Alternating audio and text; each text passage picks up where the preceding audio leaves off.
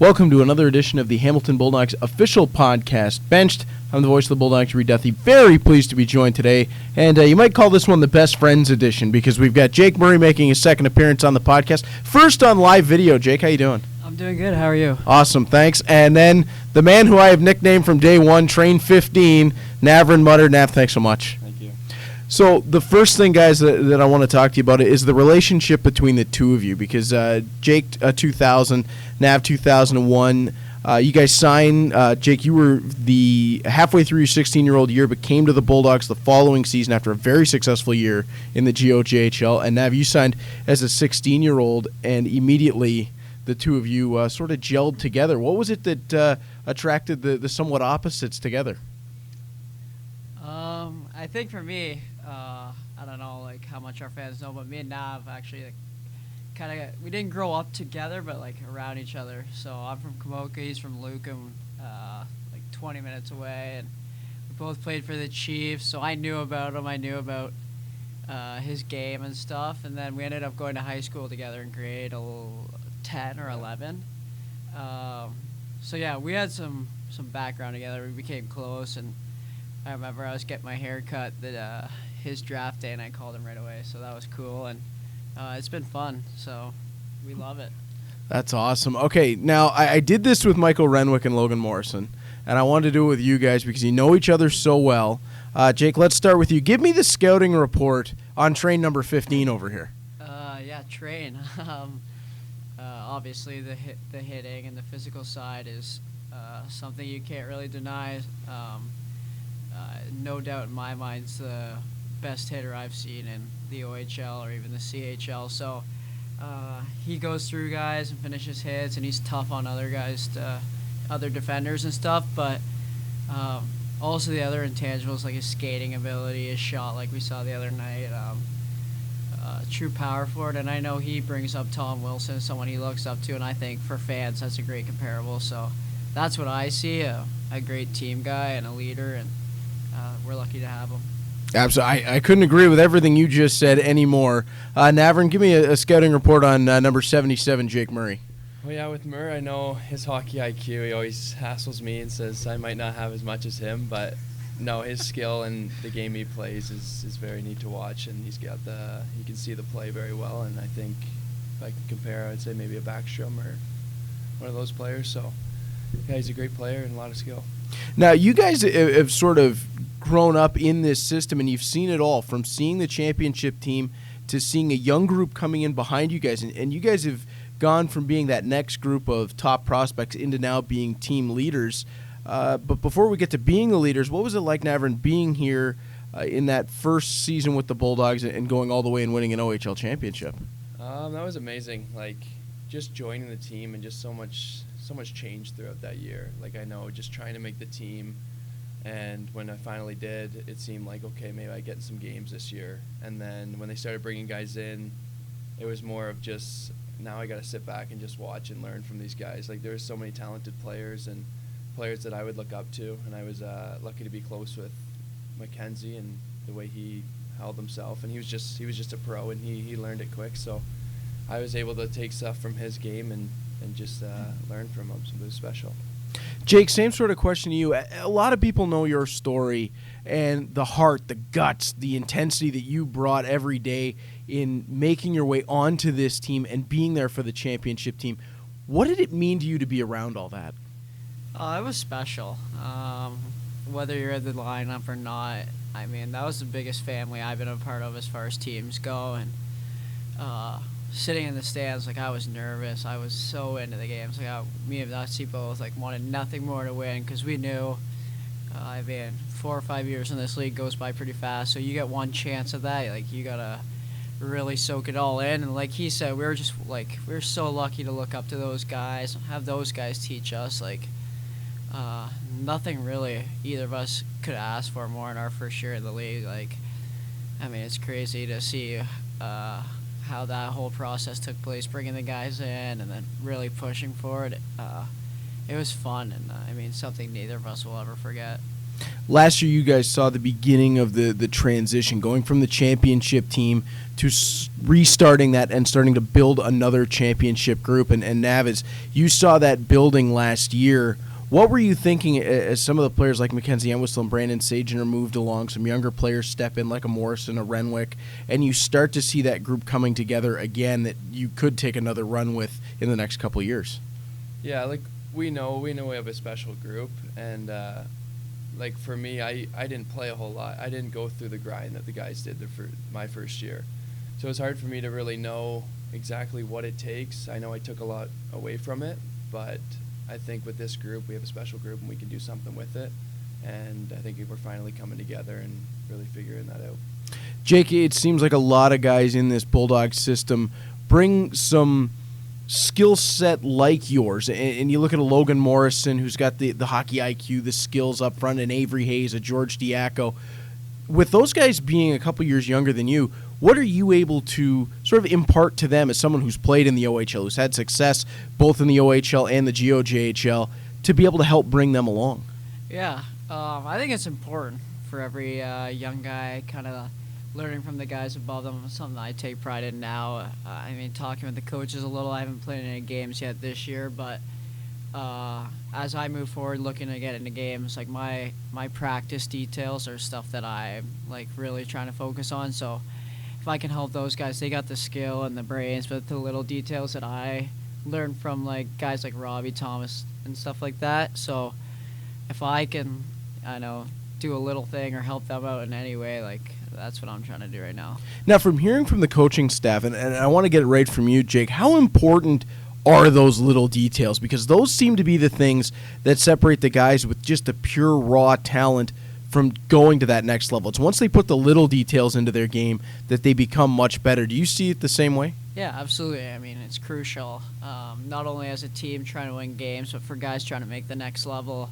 I mean, there's not many guys on our team right now that don't have much skill. So to separate yourself from the pack or to move forward, you got to do the little things that will help set you apart, will help you get noticed, whether that's stopping on pucks or not circling.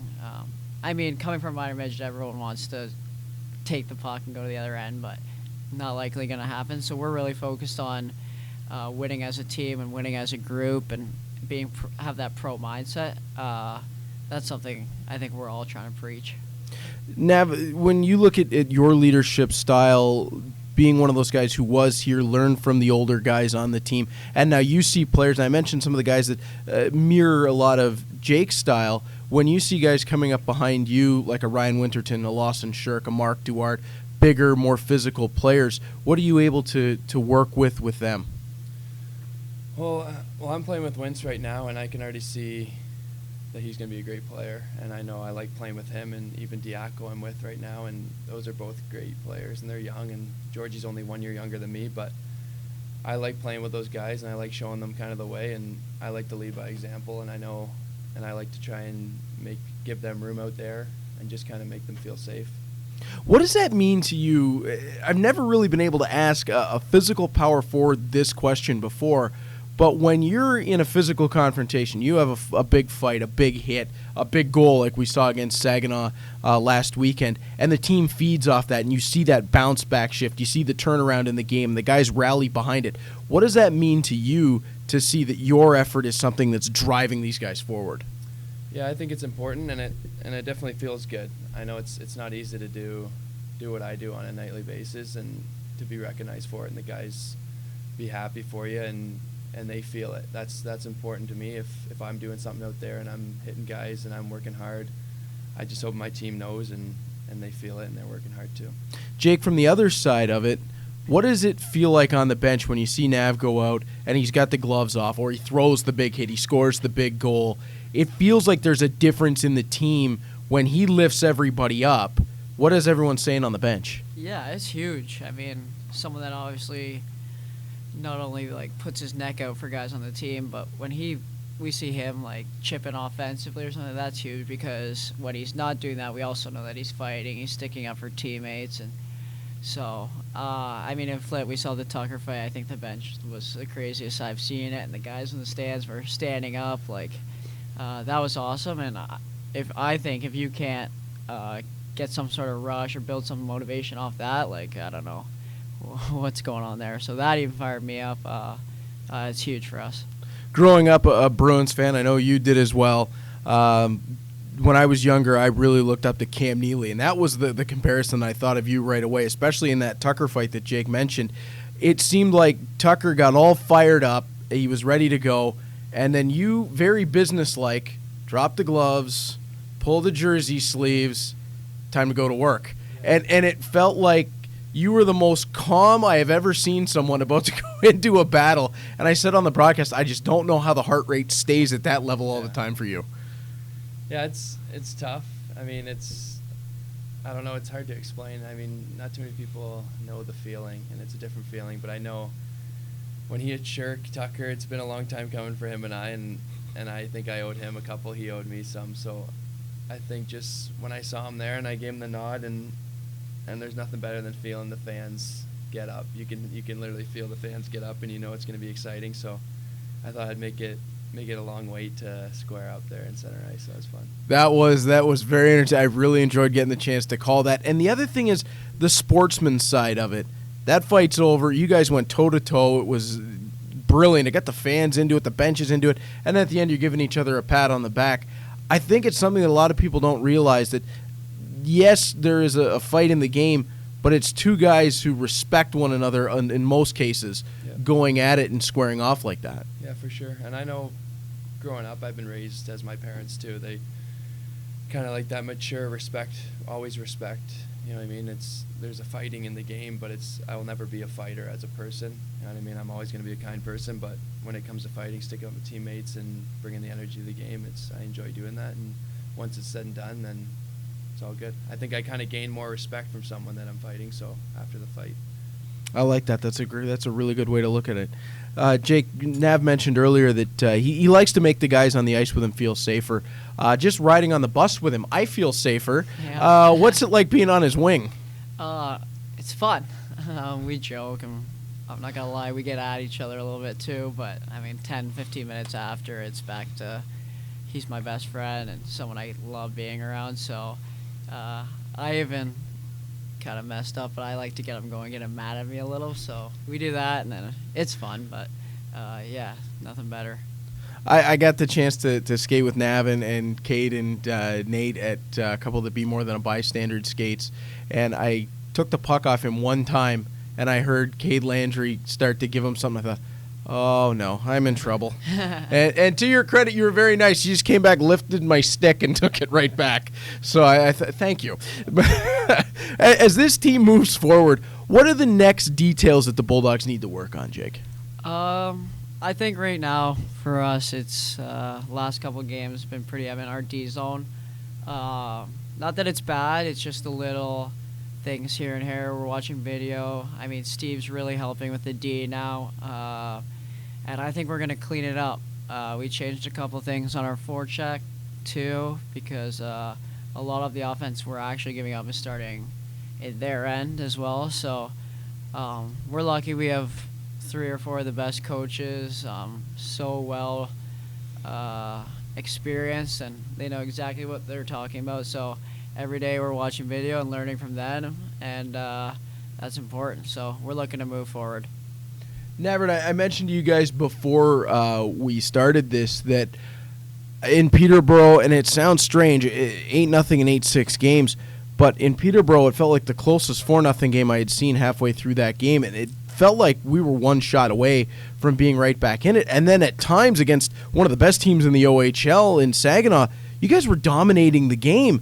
It feels like, yes, there are things to clean up. Yes, some bad luck went against you guys, but we're not that far away from maybe taking that next step. Yeah, I agree. We're not far at all. And like Murray was saying, just the little details. It's something you don't really notice until you start doing them. And it's the good habits. You got to start early. So I think we just clean some things up and we'll be in good shape. So just the fact that we are live right now, we just got a few notes coming in. Sarah says that, Nav, you're her favorite player. So, I think everybody can know why. There's a lot of people that I think have you in that list. I know a lot of members of my own family. My dad, being a Bruins fan, thinks you're a throwback to the 70s. Big fan. Aaron asks, and this is a good one for both of you guys. Navrin, we'll start on you. What are your hockey influences?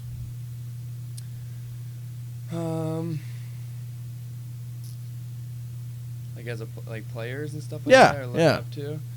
Well, I think just in general, like hockey, but I think my dad too. I always looked up to him, and he was a big athlete. So I think just playing hockey, and that was my sport, and trying to be the best I can at it. I think NHL players, obviously, watching them on TV was pretty special, and why wouldn't you want to be them? So absolutely. Jake, how about yourself? For me, I think same as that. Like my parents, they gave up so much for me to be here, so I owe them everything, and I'm doing my best to hopefully repay them someday. But as far as players go, we're pretty lucky growing up in the London area. The Knight system has a ton of stars go through that, so guys like Patrick Kane, and then specifically with our minor hockey team, the Chiefs, guys like Travis Konechny and Lawson Crouse were always huge for me. Like I idolize those guys. I couldn't wait to see them play on Friday nights or whatever it was. So I'd say that's pretty much it for me. What's the biggest rivalry for the Bulldogs that you've seen in the Ontario Hockey League? Who would you say is the biggest rival? I mean, I'd say the Niagara one's pretty special.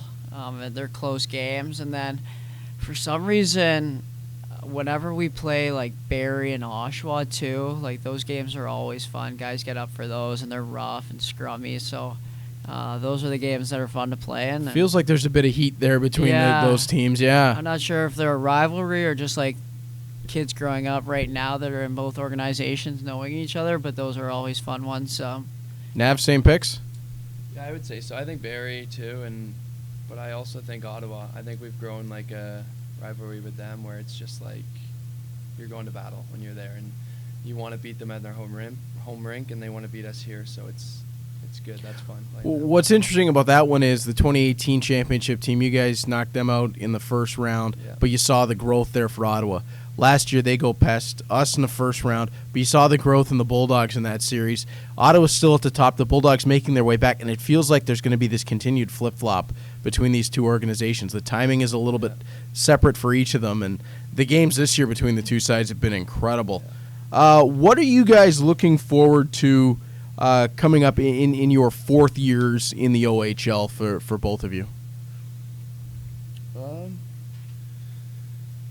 I think just making that jump, that step from, I know my second year, I kind of thought, okay, it's my second year now, and I kind of maybe, me personally, feel like I maybe skipped some steps, or maybe I thought I was above what I was. But I think taking the time now, it's going to be my fourth year, and I think I've definitely learned some things, and that'll be great to take on a leadership role and just play my game and just try and make it, hopefully try and find a contract and play pro hockey hopefully in the future. So if I can make my fourth year a good one, then that'll help. I will advocate for that, by the way, because I think everybody should be taking a look at you for multiple reasons at the next level. Jake, I think I know the answer to this, and it might be getting back on the ice and game action. But what are you looking forward to? Yeah, absolutely. I obviously have some personal goals having to do with just getting back out there, but I think the thing I think about most is actually helping this team and contributing finally the way I know I can, because that first year, obviously we had to kind of step back and hand it over to those guys. And then for now, for both of us, just doing what those guys did for us, taking the organization to the next step, taking it further, and leaving our mark here in Hamilton. I know you've made a big impact. Even if you're not in-game, everybody just raves about you as a character around the team. So I think you just being with the team is another lift for this group.